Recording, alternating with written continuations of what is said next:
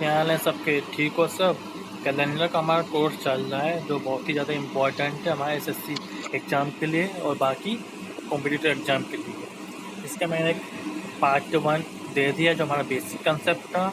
आज हम पार्ट 2 करेंगे बेसिक कंसेप्ट। और किसी ने पार्ट 1 नहीं देखा है, डायरेक्ट पार्ट 2 पे आ गया, तो सबसे पहले पार्ट 1 पे जाओ, ठीक है? उसके बाद इस पार्ट 2 पे जाओ, क्योंकि बिना स्टार्टिंग बिना बेसिक के आपको कुछ समझ में नहीं आएगा। पार्ट 1 में बहुत ही ज़्यादा बेसिक क्वेश्चन और कंसेप्ट दिए हैं, leap year, normal year, century, इस टाइप के। सबसे पहले वो अटेंड करो, फिर इस पे आओ। तो स्टार्ट करते हैं कैलेंडर का बेसिक कंसेप्ट पार्ट 2। अब ये जो पार्ट 2 है बहुत ही ज़्यादा इम्पॉर्टेंट है, क्योंकि इसमें कंसेप्ट है ऑड डेज का। ऑड डेज का बहुत ही ज़्यादा इम्पॉर्टेंट है पूरे कैलेंडर में, क्योंकि इन्हीं ऑड डेज से हम पूरे कैलेंडर के क्वेश्चन फाइंड इतनी और डेज। तो ये पार्ट 2 बहुत ही ज़्यादा इम्पोर्टेंट है, बहुत ज़्यादा। इसलिए इसको ध्यान से देखना, सारे पॉइंट नोट करना और समझना है, ठीक है? चलो देखो। अब ऑड डेज होता क्या है, पहले ये देखते ऑड डेज क्या होता है। ऑड डेज मीन जो हमारे एक्स्ट्रा डेज होते हैं। जैसे एग्जाम्पल लूँ, जैसे 1 वीक में कितने डेज होते हैं? 7 डेज, ठीक है? 1 वीक में 7 डेज होते हैं। एक एग्जाम्पल जैसे कि 10 डेज है, ठीक है?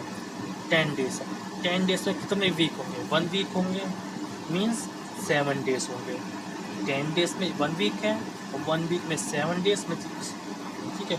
अब कितने डेज बचे? 3। तो 3 डेज बचेंगे जो वो हमारे होंगे एक्स्ट्रा डेज, मीन्स हमारे और डेज हो जाएंगे। ओके, अब देखो, अब और डेज फाइंड कैसे करते हैं? बहुत ही सिंपल है। इसको हम 7 से डिवाइड करना होता है। 7 से क्यों डिवाइड करना होता है? जैसे मैं बताया, और डेज को कंप्लीट करने के लिए हमें वीक चाहिए, तो वीक में 1 वीक में 7 डेज होते हैं, इससे हमेशा 7 से डिवाइड करेंगे डेज़ को। तो जैसे हम डेज़ को 7 से डिवाइड करेंगे, कितने का भी डेज हो, 26, 5, 3, 7 से डिवाइड करेंगे, तो जो हमारा रिमाइंडर आएगा वो हमारा और डेज हो जाएगा, ठीक है? वही इसमें बोला गया, remainder after dividing by 7। Divide में जो रिमाइंडर आएगा वो हमारे ऑड डेज हो जाएंगे। Total number of days divide by 7, remainder equal to odd days. Okay, next देखो। अब ऑड डेज को 3 फॉर्म में फाइंड कर सकते हैं। इन नंबर ऑफ डेज, ठीक है, बिटवीन गिवन मंथ्स में, बिटवीन गिवन ईयर्स से। डेज में फाइंड कर सकते हैं, मंथ के बिटवीन में फाइंड कर सकते हैं और बिटवीन ईयर्स के बिटवीन में फाइंड कर सकते हैं। तो मैं इन दोनों को तो इसी पार्ट में कराऊंगा, जो 3 ईयर वाला है वो नेक्स्ट पार्ट में कराऊंगा। ओके, चलो, जैसे कि odd days number of days में कैसे फाइंड करते हैं बताया था। टोटल जैसे कि 8 डेज हैं, तो 7 से डिवाइड कर दो, रिमाइंडर कितना है 1, तो 1 हमारे ऑड डेज हो जाएंगे। जैसे 10 को डिवाइड करो 7 से, रिमाइंडर 3, तो 3 ऑड डेज हो गए। 16 को डिवाइड करो 7 से, 14, रिमाइंडर 2, तो 2 ऑड डेज हो गए। अब 21 को डिवाइड करो, पूरा डिवीजन हो गया, तो रिमाइंडर कितना है? तो 0, इसमें 0 ऑड डेज हो गए, ठीक है? और 21 तो ये देखो वीक का ऐसा आता है, तो इसको आप जनरली बिना सॉल्व पे याद कर सकते हो। जैसे 7 की बात हुई, 21 की, 28 की, 35 की, इन सब में आपको डिवाइड करने की जरूरत नहीं, इसमें सिंपली 0 ही ऑड डेज होंगे, क्योंकि पूरा एक वीक कंप्लीट कर देना है इसलिए। अब 5 देखो, ये तो 7 से डिवाइड होगा नहीं, ठीक है? ये 7 से डिवाइड नहीं होगा, लेकिन इसमें ये भी अभी वीक कंप्लीट नहीं हुआ है, हमें पूरा एक वीक कंप्लीट चाहिए, 7 कंप्लीट चाहिए, या फिर 21 कंप्लीट हो या 28 डेज कंप्लीट हो, लेकिन इसमें भी कंप्लीट नहीं है, तो ये पूरा हमारा आउट डेज हो जाएगा 5, ठीक है? चाहे 1, 2, 3, 4, 5, 1 से लेकर 6 कोई भी नंबर हो, 7 से डिवाइड नहीं होंगे, तो उसमें कितने हो जाएंगे? ये सारे हमारे आउट डेज हो जाएंगे, ठीक है? नेक्स्ट देखो, जैसे कि इसमें 28 में फाइंड करना हो, कितने ऑड डेज होंगे? 7 से डिवाइड करो, 0, क्योंकि पूरा कंप्लीट हो रहा है। 29 को डिवाइड करो, रिमाइंडर 1 आया तो 1 ऑड डेज। 30 को डिवाइड करेंगे, रिमाइंडर 2 आया तो 2 ऑड डेज। 31 को डिवाइड करो, रिमाइंडर 3, तो 3 ऑड डेज। तो ये आपको दिख रहा होगा, जनरली इतना मंथ के डेज है 28, 29, 30 तक, ठीक है? तो इसको आपको याद रखना, बिल्कुल इन्हीं की हेल्प से आगे हम फाइंड करेंगे। ध्यान दिए, आपको स्टाइल लगा के नोट करना है, नोट तो आपको सब कुछ करना है, लेकिन इसको अच्छे से स्टाइल लगा के नोट करो, इसको आपको लर्न याद रहे। 28 के इसमें 0 ऑड डे होंगे, 29 में 1 ऑड डे, 30 में 2 और 31 में 3। ओके, आगे अब यहाँ हमारे इंडिविजुअल मंथ में देख लेते हैं कितने ऑड डेज होते हैं। अब जनवरी 31 डेज़ का होगा, ऑड डेज कितने होंगे, 7 से डिवाइड करो, रिमाइंडर 3 है तो 3 ऑड डेज। फरवरी नॉर्मल ईयर 28 का होगा, लीप ईयर 29, 28 में जो ऑड डेज होंगे 29 में 1 ऑड डेज होगा। मार्च 31 का है तो 3 ऑड डेज, अप्रैल 30 तो 2 ऑड डेज, मई 31 तो 3 ऑड डेज, जून 30 तो 2 ऑड डेज, जुलाई 31 तो 3 ऑड डेज, अगस्त 31 तो 3 ऑड डेज। इसी तरह हम सारे मंथ का डेज 7 से डिवाइड करोगे तुम्हारे ये ऑड डेज होंगे। ओके,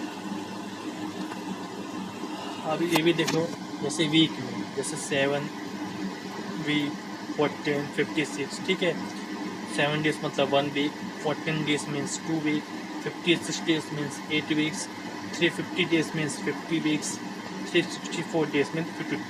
इन सब में कितने 0 डेज होंगे, जैसे मैंने बताया था, एक यहाँ लिखा भी है, odd days in an number of weeks is 0, मतलब कितने भी वीक्स हों, 7 वीक्स 21 वीक्स, इन सब में पूरा वीक कंप्लीट होना चाहिए। तो जब वीक कंप्लीट होगा तो उसमें कितने ऑड डेज होंगे, 0 ऑड डेज होंगे। ठीक है, ये भी याद रखना है आपको।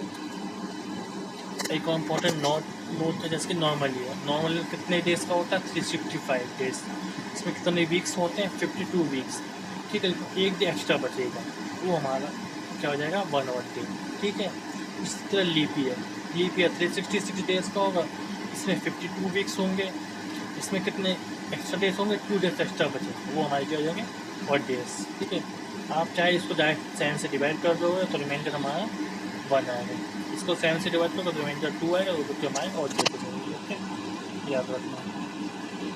तो वहाँ हमारे ख़त्म हो गए डेज में कैसे फाइंड करते हैं, चाहे कितने भी डेज हो, 265 180, हम ऑड डेज फाइंड कर सकते हैं।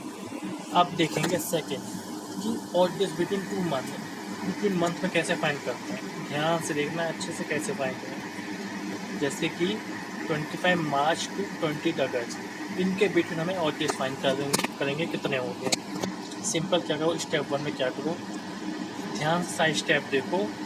ये तो आपको एक बार नोट कर लेना है, तो सारे क्वेश्चन इस तरह नहीं करने, बस एक क्वेश्चन आपका समझने के लिए इस तरह का नोट कर लो, क्योंकि बाद में अगर प्रीवियस में फिर एग्जाम टाइम में आपको नोट ओपन करोगे आपका समझ में आना चाहिए इस तरह हुआ। तो एक क्वेश्चन को पूरे स्टेप के साथ नोट करो, स्टेप 1 में क्या हुआ, स्टेप 2 में, बाकी जब क्वेश्चन करोगे डायरेक्ट रफली सॉल्व करके आंसर दोगे। ठीक है, जैसे इसमें 25 मार्च से 28 अगस्त में ऑड डेज फाइंड करना है, तो स्टेप 1 में क्या करो, पूरे मार्च लिखो, मार्च से अगस्त के सारे मंथ, मार्च अप्रैल मई जून जुलाई अगस्त। ओके, जो मार्च है ना, कितना मार्च है, 25 मार्च, इसमें क्या करोगे, इसमें रिमेनिंग डेज निकालेंगे, इसमें हम रिमेनिंग डेज निकालेंगे।